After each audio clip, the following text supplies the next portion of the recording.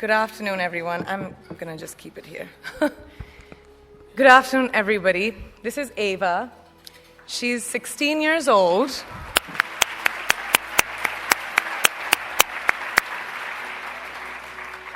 An age where girls should be enjoying their innocence and joys of their youth.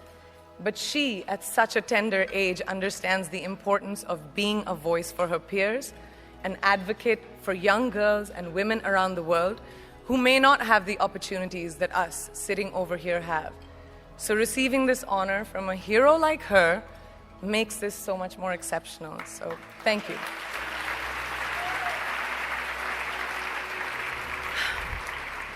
Good afternoon, and thank you, and wow, I am so privileged and so honored to be sharing this afternoon with all of you and these incredibly amazing women that are being honored today.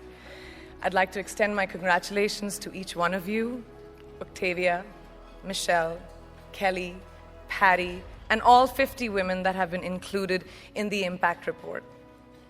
Your achievements not just inspire me, but also so many others to work harder, to be better, and to make a dent wherever we can.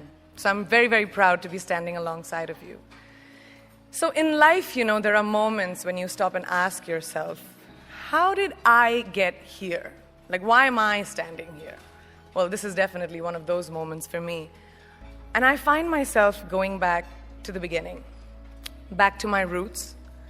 I was born to incredible parents, amazing parents who served as doctors in the Indian Army.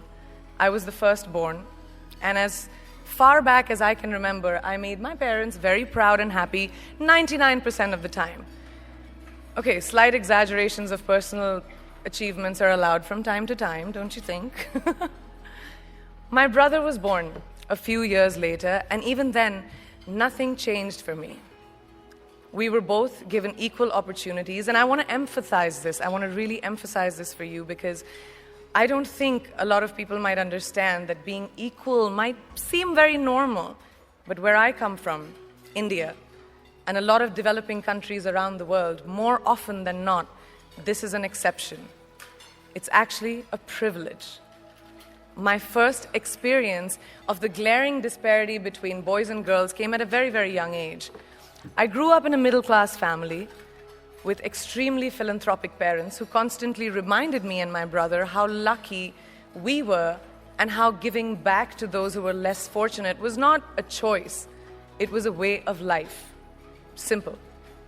I was 7 or 8 years old when my parents started taking me on these visits in a traveling clinic to developing communities around and villages around the city that we lived in called Bareilly. We were packed into this ambulance, and my parents would provide free medical care to people who couldn't afford it. My job at the age of 8 was assistant pharmacist. So I would count all the medicines, put them in an envelope, and give it out to patients. And I really took my job very seriously, very seriously.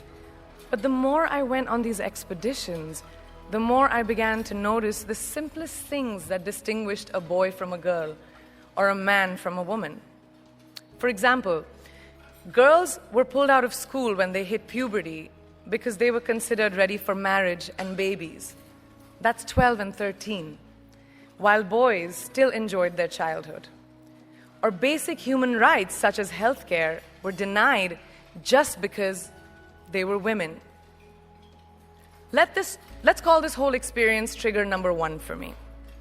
Fast forward a few years and many, many triggers in between.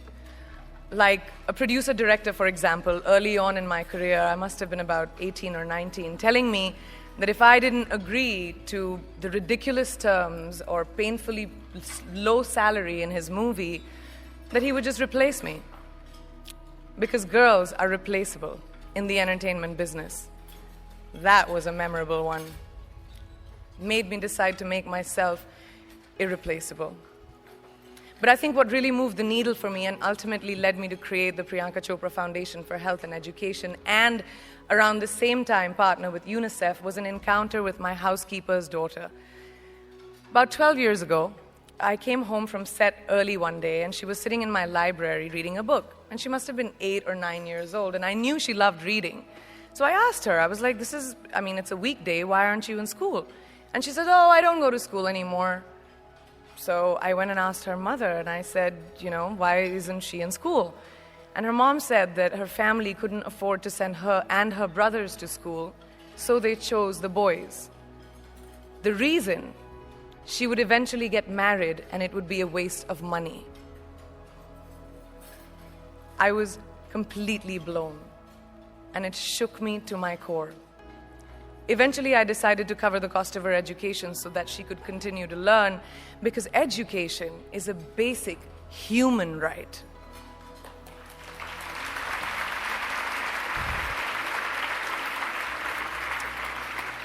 And a huge necessity, especially today.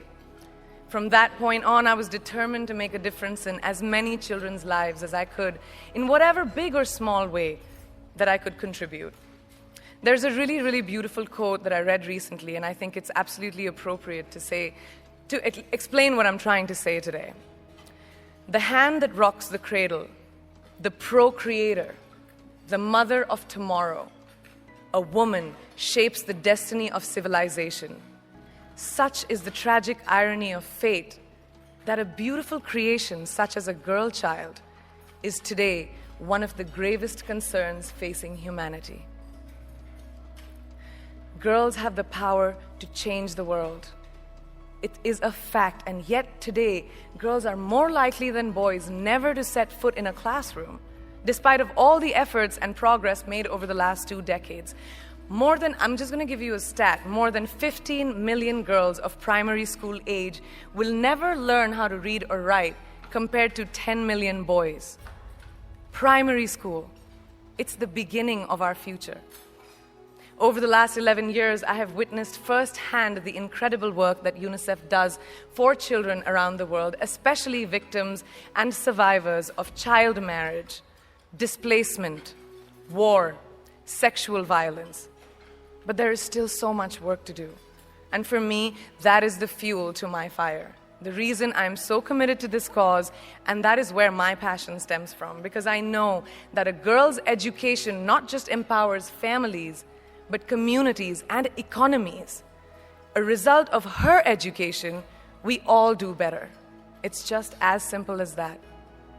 As entertainers and influencers sitting in this room, I feel that it's our social responsibility to be a voice for the voiceless, which is why I applaud each and every woman in this room for being such a badass.